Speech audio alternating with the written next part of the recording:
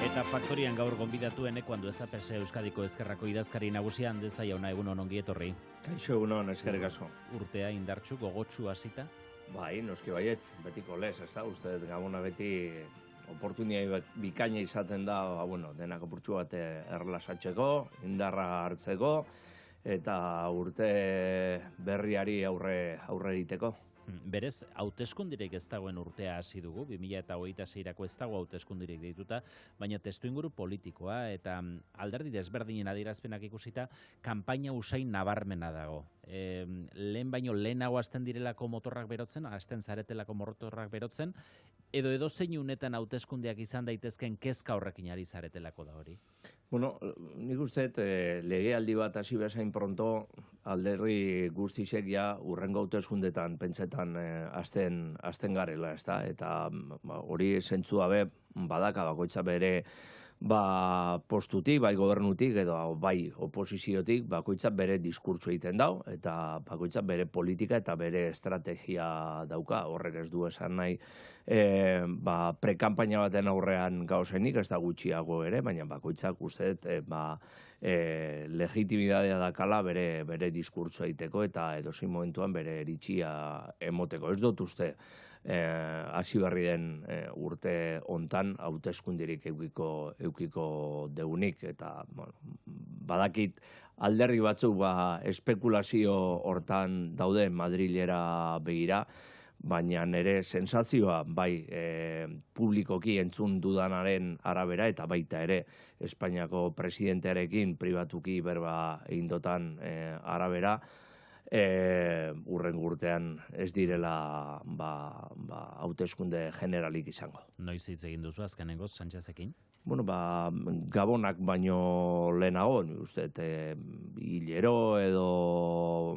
hilero berarekin, elkarrizketa sakon aukiten dut gauzak zelan da ozen ikusteko, hemen Euskadin, hausnarketa egiteko, beste autonomi erkidegoko liderrekin egiten duen moduan, eta uste, aukera egokia izaten dela, gauzak bihardan moduan edo dausen moduan kokatzeko eta hausnarketa hori egiteko. Dakagun interlokuzioa, betidanik interlokuzio oso ona eta oso zintzoa izan da bi aldetik, eta uste hori onuragarria dela beti, batez be Euskadira begira. Eta zer esaten dizu, Gernikako estatutua betetzearen inguruan, Jaurlaritzako lehendakari ordea Ibone Bengoetxea oso kezkatuta ikusi dugulako azken ordu hauetan, esan du egoera larritzekoa dela, ostiralean transferentzien bitariko batzordea berez egin behar delako, eta adostuta edo adostear eta itxistear zeuden transferentzioiek esan da bezala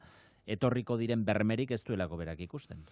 Azkenengo asteotan ederki asko lan egiten ari gera, Gabonetan ere etenbarik egon gera lanetan transferentziak posible egiteko eta urrengo bai bilaterala eta komisio mistoa behar da moduan urtetzeko. Lan bikaina egiten ari gera bi aldetik eta ez daukat inungo zalantzarik gauzak ondo irtengo direla. Lan zintzo egiten ari gera, bi alderdien aldetik, bai Eusko Jaurlaritzan eta baita ere bi gobernuen aldetik, koordinazio honakin, esatia dakat, gaur bertan 3 bilera egingo direla gai hauei aurre egiteko eta falta diren detaileak izteko, baina uste dut gai guztiak nahiko aurreratuak dauzela halako adierazpenak egiteko.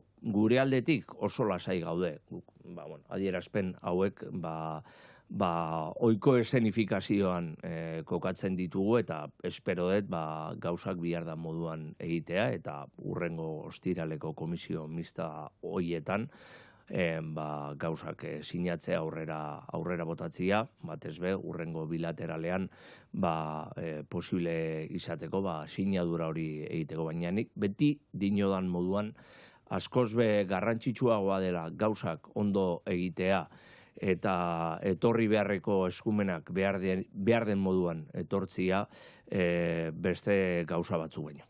Beraz, Bengoetxearen larritasun hori ez duzu justifikatu ikusten?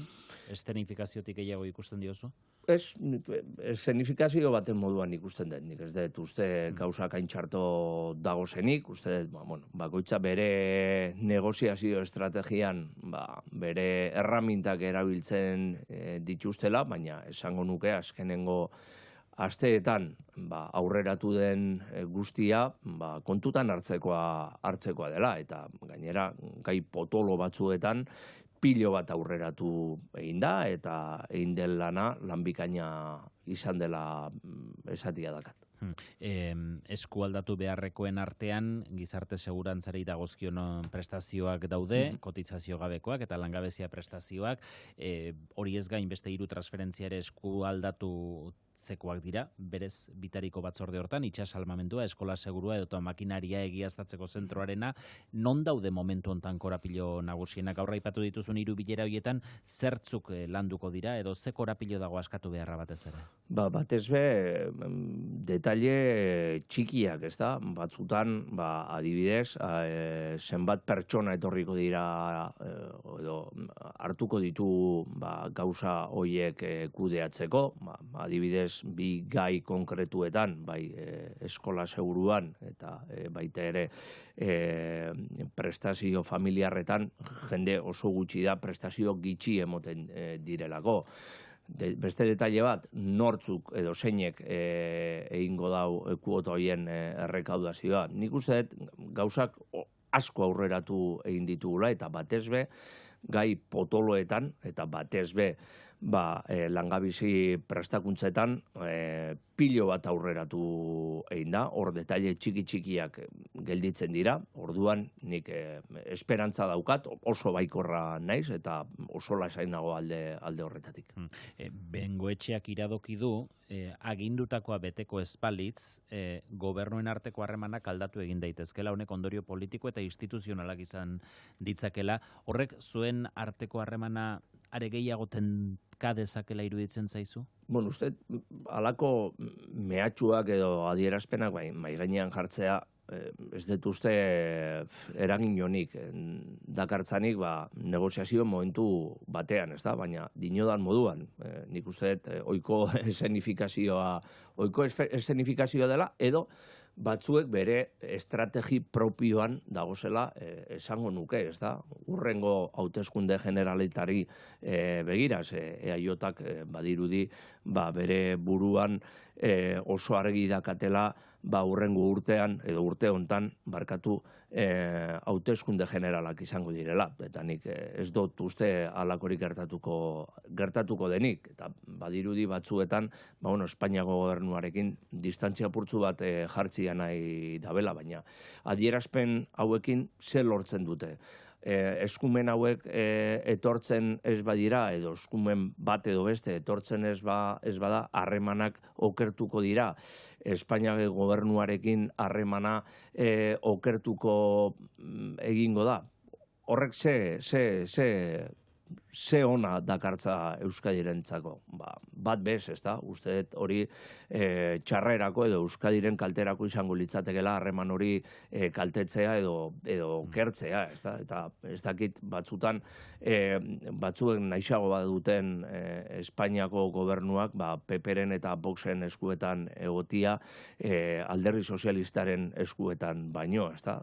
Bakoitza bere ondorioak aterako ditu, baina uste dut nahiko eraginkarragoa dela bai Euskadin eta bai Espainian ontxe bertan ditugun gobernuak eukitea, eta beraien arteko harreman ona izatea. Eta oinarte horrela izan da, zintzoki lan egin da, eta espero dut hemendik aurrera ere horrela izatea. Iruditzen zaizu Eusko Alderdi Jeltzalean egon daitekela gutxiespen sentsazio bat, Sánchezi babesa ematen diotelako, baina gero eurekin hartutako zenbait konpromiso ez direlako gutxienez agindutako epeetan betetzen, eta aldiz zarata modu zakarragoan egiten duten beste batzuk, esate baterako Alderdi Kataluniarrak Sánchezen zaintza hobea jasotzen dutelako? Konparazioak oso maltzurrak izaten dira, eta nik argi daukat, alderdi batek edo gobernu batek momentu konkretu batean konpromiso politiko bat hartzen duenean, konpromiso politiko hori azkenera arte mantendu egin behar dago.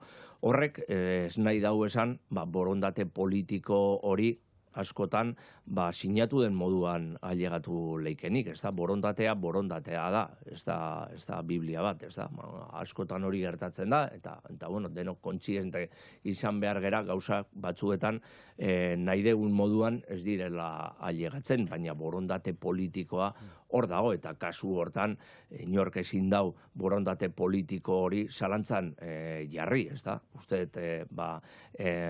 gobernu bat egon bada, hemen Espainiako historian eskumenak eta Gernikako gure estatutuarekin bat egin duena, gobernu sozialistak izan direla eta bereziki gobernu hau izan dela, ez da. Bueno, askotan, borondate politiko horiek ez dira bere azken finera arte pentsatu dugun moduan ailegatzen, baina horrek ez du esan nahi, ez dakit EAJak jeloskor dagoen Kataluniako alderdiekin, nik uste EAJak, EH Bilduren moduan eta beste alderdien moduan, uste interlokuzio zuzena eta ona daukatela Espainiako gobernuarekin, eta uste hori beti onuragarrisa dela. Bakoitzak berera ikusi behar dago, ikuspegi hemen Euskadin eduki behar dugu, eta gainera Kataluniako auzo hori edo dakaten egoeria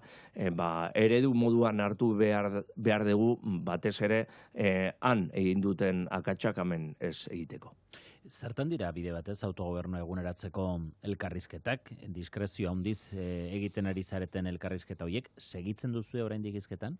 Bai, hizketan gabiz, baina eixa esan da, batzuek epia jarri zuten lehenengo momentutik, eta beti esan dut, erlojuaren kontra lan egitea, ez dela erramintarik onena.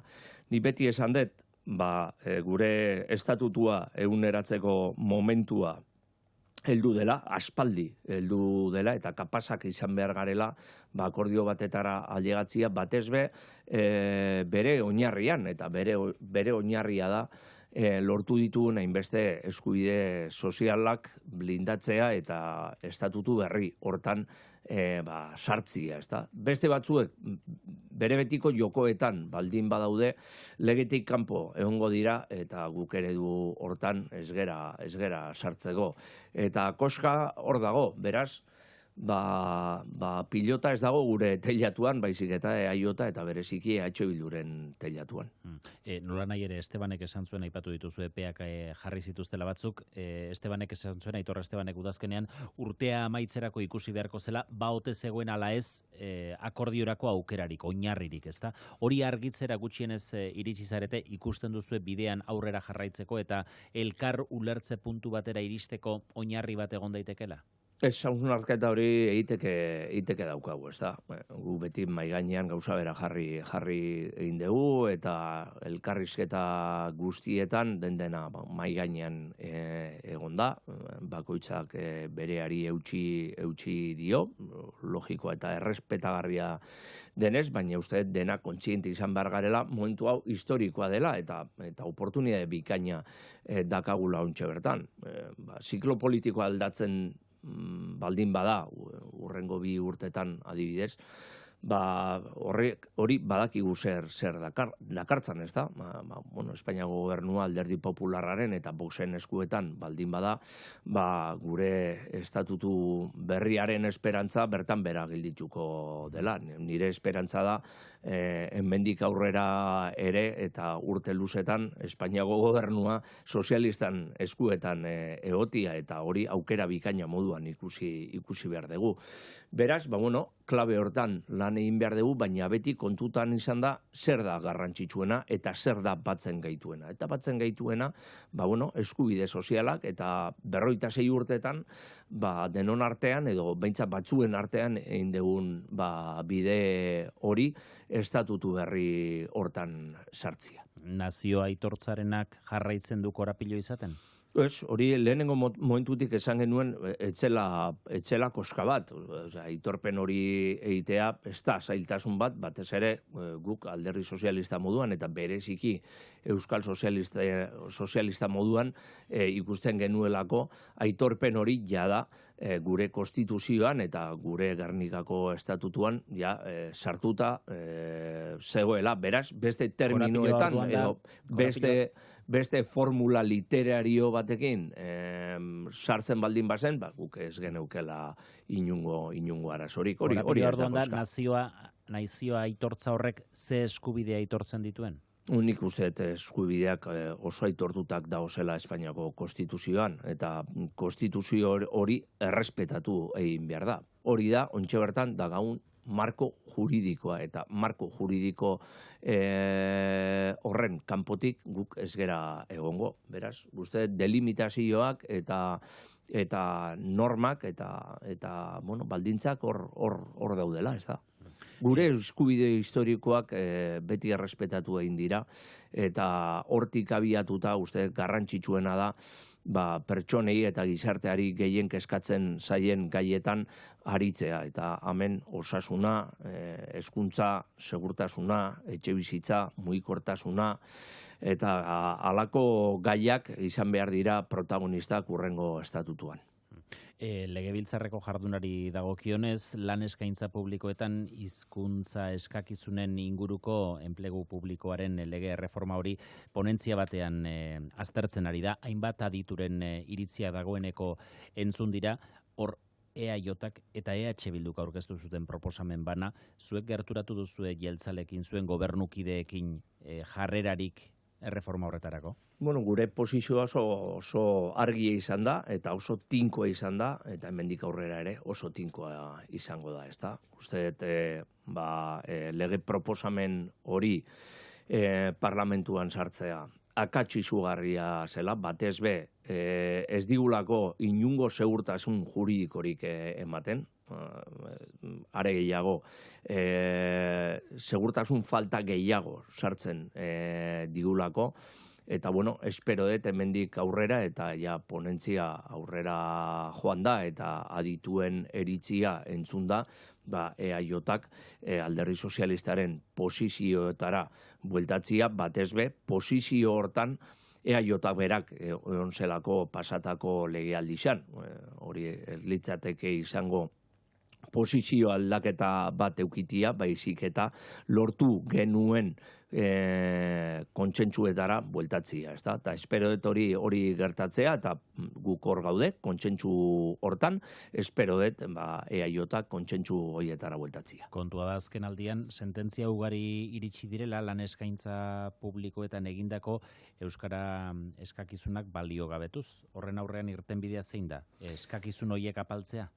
Eskakizunak, guk beti esan dugun moduan, behar den lekuan kokatzia, ez da? Eta horretarako, konsiente izan behar gera, eskakizunak ez direla berberak izan behar lan batzuetarako eta beste batzuetarako, eta ez direla izan behar euskara eskakizunak leku batzuetarako eta besterako horretarako daude kokatuta eskakizunak azkenengo hizkuntzen inguruan egin genuen eskakizun dekretuan, eta uste dut oso ondo kokatuta zegoela dekretu hori, eta ez da gagula inungo nezesidarik dekretu hortatik urtetzeko. Uste dut dekretu hori oso ondo kokatuta zegoela, eta kontsentsuan oinarrituta zegoela dekretu hori, bi legealditan landutako dekretua dela, eta beraz uste dut hori oso ondo kokatuta dagoela, eta hori da behar dugun ibilbide horria. Eusko Legebiltzarrean Gabonetako etenaren ondotik oraindik osoko bilkurarik otsailera arte ez da izango, baina bihar esate baterako beste ponentzia bat osatuko da, Euskadiko kalitate demokratikoa hobetzeko ponentzia, bihar zehazki lan prozedura eta kronograma zehaztuko dira, da bere garaian lehendakaria berak proposatu zuen ekimena. Zer espero duzu, ze helbururekin zoazte ponentzia horretara? Ditugun instrumentuak hobetzeko ideiarekin eta batez ere gure demokrazi erramintak ere hobetzeko ideiarekin, ez da? Bai, administrazio aldetik eta bai politikoki, ez da? Uste, oso beharrezkoa dira gure demokrazia goraipatzea, babestea eta ditugun instrumentuak babes horren mesederako hobetzea eta indartzea. Animo horrekin joango gara, ea zer ematen duen ponentzi hori. Demokraziari dagokionez mundu mailan badago kezka batetik eskuin muturra gorako joeran ikusten delako herrialde askotan baita Europan ere, eta bestetik Donald Trump, Estatu Batuetako presidentearen azkenaldiko hainbat interventziok ikusi delako demokrazia alboratu eta demokrazian kezka jarrita baino bestelako helburu batzuk indarrean oinarritutelako bestelako helburu batzuk jarri dituztela lehentasun. Eta testuinguru hortan ikusten dugu Europa nola jokatu ez dakiela. Nola jokatu beharko luke Europak? Ahots irmoago bat botatzen duzu faltan? Nik uste baietz. Nik uste baietz eta hori den asomatzen dugu, ez da? Europa sendo bat izan behar da, proiektu sendo bat izan behar da, eta halako arroputzkerien aurrean uste sendo jokatu egin behar degula. Sendo batu jokatu egin behar degula, ze dakaun arriskua, arriskua da, ez da? Eta oso ondo aipatu indezu, alde batetik ultraeskuinaren igoera eta beste aldetik Donald Trumpen mehatxua, ez da? Mehatxu oso serioa da hori. Venezuelan gertatu dena, oso arriskutsua izan da alde batetik, eta nik logikoki Venezuelarako eskatzen dotana da transizio politiko eta askatasuna dudarik gabe, baina Venezuelarren eskutik etortzia, eta beste aldetik, Donald Trumpek berak maigainean jarrita, Groenlandiaren asuntu ere badaukagu. Kezkatzeko modukoa da, eta azkenengo gai hau interpelazio oso zuzena da Europar Batasunerako. Beraz, hor tinko eta batuak egongo beharko gera, Europako proiektu sendo bat dela demostratzeko. Bide batez asteburuan zer esan handia eman dute. Josu Jon Imazek pasaden ostiralean Trumpekin izandako bileran esan zituen hitzek, Trumpi esan zizkionek, zer iritzi sortu dizute zuri?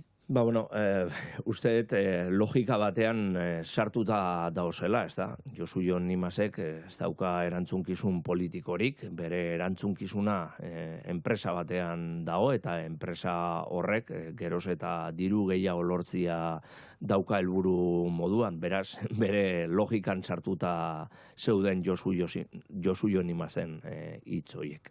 Nola nahi ere, enpresa hoiekiko, esate baterako, gobernuek birplanteatu beharko lituzkete harremanak horrelako adierazpenak entzun da? Harremanak eta helburuak, ez da. Hemen mundu hortan dirua ez da dena, eta askotan, etika eta moral gehiago euki behar da, ez da.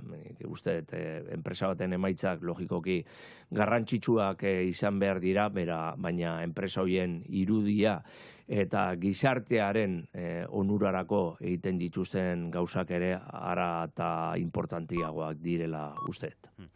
Asteburutik azken kontu bat, larun batean sarek deituta manifestazioa egin zen Bilbon, presoen eskubideen aldeko manifestazioa. Iruditzen zaizu espetxe politikan aldaketarik behar dela, eta presoak Euskal Herrian direnetik salbuespeneko egoera horrek segitzen duela esango zenuke, edo egoera aldatu da?